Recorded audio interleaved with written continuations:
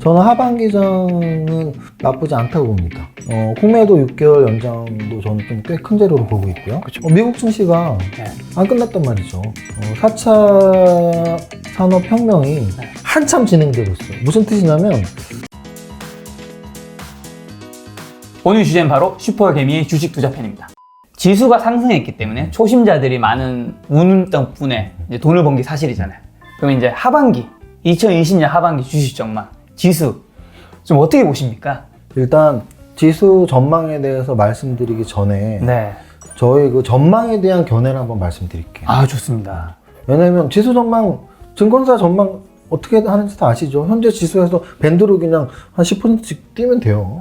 그건 누구나 할 수 있어요. 네. 지금 2,400이면 뭐 한 2,200에서 2,600 왔다 갔다 할 겁니다. 뭐 이러면 그만이죠. 네. 이제 그 전망의 수치가 중요한 게 아니고 저는 이제 주식의 이론을 저 혼자 정립한 게 많은데요. 예측과 대응 이런 영역이라는 말을 많이 하거든요. 주식은. 네. 근데 이제 과연 예측이 중요한지 대응이 중요한지 네. 요거를 한번 먼저 말씀을 드릴게요. 아, 좋습니다. 저는 예측은 일단 하는 게 맞다고 봐요. 예측이 없이는 대응을 할 수가 없거든요. 네. 내가 늘 마음의 준비는 해야 돼요. 네. 질문하신 것처럼 하반기는 지수가 떨어질 것 같아. 또는 오를 것 같아. 예측은 당연히 하고 있어야죠. 근데 이제 예측보다 훨씬 중요한 게 저는 대응이라고 보는데 그 이유를 말씀드릴게요. 우리가 뭐 애널리스트 분들이나 펀드 매니저 분들이나 네. 경제방송이나 이런 유튜브 방송을 보면은 굉장히 중장기 예측을 하십니다. 지금 질문하신 것처럼 2020년 연말엔 지수가 어떻게 됐을 것 같아요. 그럼 굉장히 많은 이론으로 예측을 해주시죠. 그게 적중한다 안 한다의 얘기가 아니고요.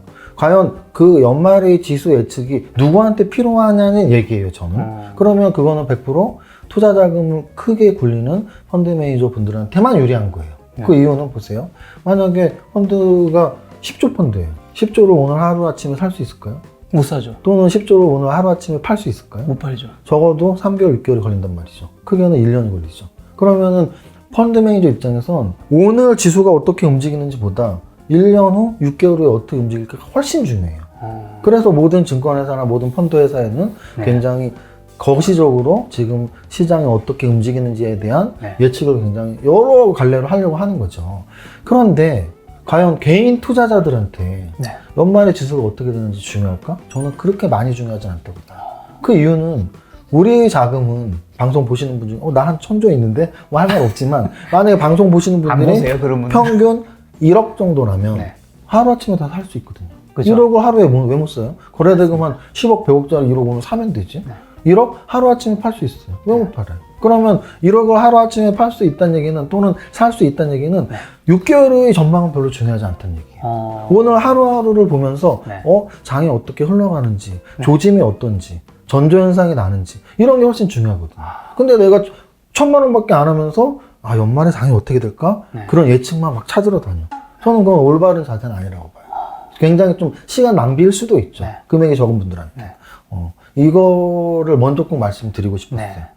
그리고 또 하나는 예측은 하면 좋지만 예측은 사실 반반이거든요. 그쵸. 맞을 확률은 반, 틀릴 확률은 반이거든요. 지수는 오르거나 내리거나. 그래서 그런 말씀 드리는 거예요. 대응이 훨씬 중요하다.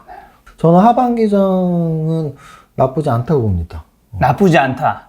정확한 표현은 어떤 표현인가요? 코로나 이후에 지금까지 급격한 기울기보다는 더 좋을 수는 없어요. 더 좋을 수는 없다. 왜냐하면 코스닥 같은 경우는요, 지금 코로나 저점 대비 거의 2배 가깝게 올랐거든요. 그잖아요. 450포인트인가? 거기서 지금 880까지 왔으니까 거의 2배 가깝게 올랐단 말이에요. 지수가 2배 이상 올랐다는 얘기는 굉장히 대세상승장이 크게 왔었다는 얘기예요. 그쵸. 4, 5, 6, 7, 8, 5개월 동안. 그럼 앞으로 남은 개월수가 9, 10, 11, 10인데 4달 동안 지금 움직인 것보다 더 크게 움직일 수는 없단 말이죠. 그러니까 지금보다 더 좋다는 말씀은 당연히 못 드리고요. 다만 이제 나쁘지 않다는 표현을 쓰는 이유는 뭐냐면 그래도 만약에 둘 중에 하나 찍어라. 현재 지수보다 연말에 올라가 있을 것 같아, 내려가 있을 것 같아. 저는 올라가 있을 확률에 이제 한 표를 던지고 싶은 거죠. 그 이유를 몇 가지를 말씀을 드리면 일단은 국내도 6개월 연장도 저는 좀 꽤 큰 재료로 보고 있고요. 그쵸. 그리고 또 하나는 미국 증시가 안 끝났단 말이죠. 미국 증시가 안 끝났어요. 그리고 또 하나는 4차 산업혁명이 지금 한참 진행되고 있어요. 무슨 뜻이냐면 모르겠어요. 여러분들 중에 야 네이버, 카카오 다 오르는 거 왜 이제 말해? 라고 말씀하실지 모르겠지만 저는 2년 전, 3년 전 강의할 때부터 그랬거든요. 4차 산업혁명을 무조건 주목해야 된다. 근데 지금 그 당시에는 사실은 지금처럼 4차 산업혁명이 강하지가 않았어요. 관련주들이. 맞아요. 근데 지금 코로나 이후에 더 강해진 거죠. 그러면 이 코로나 이후에 더 강해진 이 4차 산업혁명의 물결이 과연 코로나가 종식된다고 해서 끝날 것이냐면 저는 끝난다고 보진 않아요. 왜냐하면 코로나 때문에 언택트주들이 좋은 게 아니고요. 원래 언택트들이 좋았어요. 코로나 이전 차트를 봐도 네이버 카카오는 신고가였거든요. 코로나랑 상관없이 원래 언택트주들이 강했고요. 원래 테슬라가 강했고요. 그러면은 이 종목들은 코로나 종식과 상관없이 앞으로도 4차 산업혁명의 물결에 따라서 더 움직일 가능성이 높다고 보고요. 그러면은 좀 약간 어려운 얘기인데 경제학에서 GDP가 올라갈 수 있는 조건을 수요 곡선이 우측으로 가는 게 있어요. 그게 바로 이제 뭐 재정 정책이나 금융 정책이에요. 그래서 수요 곡선을 우측으로 이동시키기 위해서 정부에서는 돈을 풀고 또는 정부 지출을 쓰고 뭐 요즘처럼 막 그린 뉴딜이다 뭐다 정부에서 돈 쓸게 이게 바로 수요 곡선을 우측으로 옮기기 위한 거거든요. 그런데 정말 경제학에서 GDP도 올리고 물가도 안정시키는 가장 큰 경제 성장은 공급 곡선에서 공급 곡선이 우측으로 가는 건데 그거의 원인은 딱 하나거든요. 기술 혁신. 기술 혁신은 금리 또는 정부 지출하고는 차원이 다른 거거든요. 그래서 우리가 4차 산업 기술혁명을 지금 중요하게 제가 설명을 드리는 거예요. 예를 들어 이런 거죠. 제가 수익이 크게 났던 99년도. IMF 직후에. 그때 IMF 직후에 많이 떨어졌으니까 올라갔다라고 생각하시는 분들도 있지만 미증시와 연결을 시킨다면 그 당시에도 기술혁신이 있었어요. 바로 인터넷 기술혁신이 있었죠. 인터넷 기술혁신이 있었기 때문에 인터넷 관련주들이 굉장히 올랐었고 SK텔레콤 같은 통신혁명이 있었기 때문에 그 당시에 SK텔레콤, 삼성전자 뭐 지금은 없어졌지만 새로운 기술 이런 종목들이 뭐 10배, 20배, 30배까지 올라갔던 거죠. 그냥 뭐 금리가 낮고 유동성이 풍부하다고 해서 30배가 가는 게 아니고 기술혁신이 합쳐져 있던 거죠. 시너지 효과가 나온 거죠. 그런 관점에서 본다면 지금 테슬라가 1000슬라, 2000슬라, 3000슬라까지 가는 이유가 바로 유동성만으로 가는 거 아니잖아요. 그러면 모든 종목들 다 그렇게 가야지.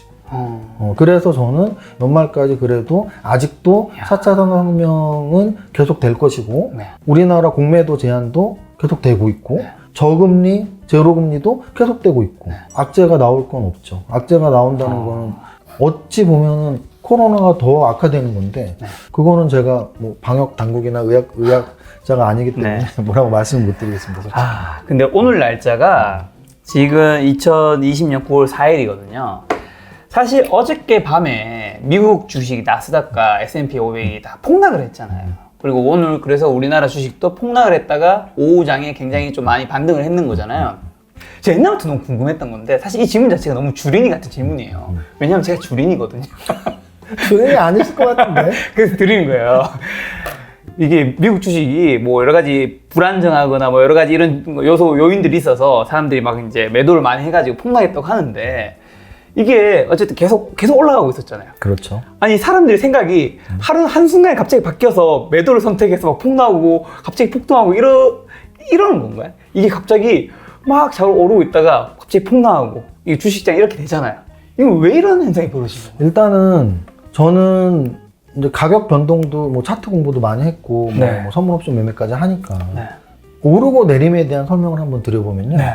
사실은 우리가 재료를 아무리 갖다 붙여도 결국은 올랐으면 호재를 갖다 붙이면 되는 거고 떨어졌으면 악재를 갖다 붙이면 되는 거니까 재료를 일단 제외시키면 너무나 당연하죠. 매일 오를 수 없고 매일 떨어질 수 없잖아요. 그렇죠. 그러니까 당연히 오르락 내리락을 반복하는 거고요. 특히나 상승장에서는 이렇게 좀 거북이처럼 우상향으로 한 달 막 이렇게 좀 급락 없이 움직이면 굉장히 저점에서부터 올라온 폭이 커진단 말이에요.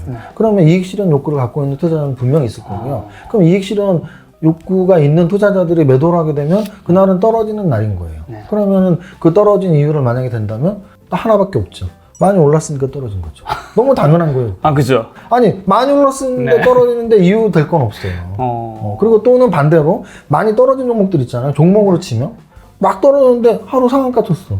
너무나 단기간에 막 3분의 1 토막 났으니까 상한가 친 거거든요. 의미 없어요. 그러니까 그 진폭에 대해서 우리가 크게 궁금할 건 아니고요.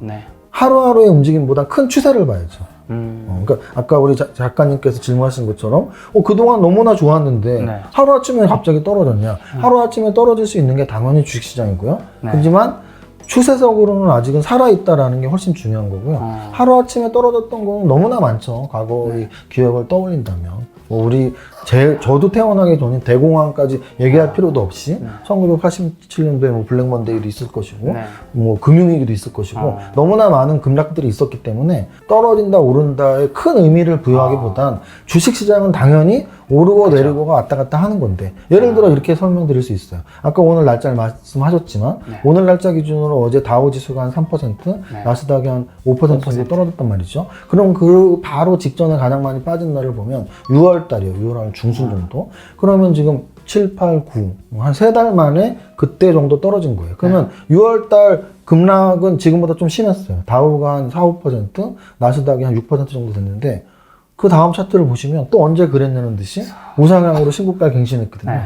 그래서 결국은 추세의 힘을 믿고 그 대신 그 중심 추세는 우상향을 하더라도 하늘 끝까지 계속 주가가 오를 수는 없으니까 그쵸. 한 번씩 떨어지는 건 올랐으니까 또 뭐 이익 실현하는 세력들이 있나 보다 정도로만 이해하시면 될 것 같아요. 왜냐면 제가 신문 같은 걸 받아보는데 그걸 보다 보니까 더 어지럽다 생각이 드는 게 막 주가가 계속 오를 때는 상승 랠리 어디까지 갈지 알 수 없다. 신고가 돌파 이렇게 뜨다가 갑자기 주가 폭락하면 주가 너무 무겁다. 이제 어디 좀 떨어질 수 있다. 보면서 뭐야 이렇게 그런 생각이 좀 들더라고요. 제가 너무나 이제 뭐 어제 하루의 폭락을 별거 아니라고 말씀드린 것 같아서 좀 덧붙이자면 하루를 갖고 우리가 부담 가질 필요는 없는데 아까 말씀드린 추세가 또 단기 추세가 하루 이틀 이렇게 빠져버리면 예를 들어 오늘 밤 또는 뭐 내일 밤 다음 주 이렇게 좀 빠져버리면 결국은 부담은 분명히 가져야죠. 투자자로서. 아까 말씀드렸던 그게 바로 대응의 영역이거든요.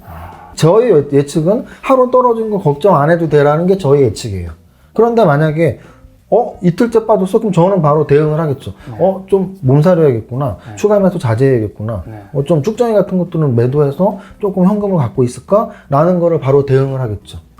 이게 바로 예측과 대응이에요.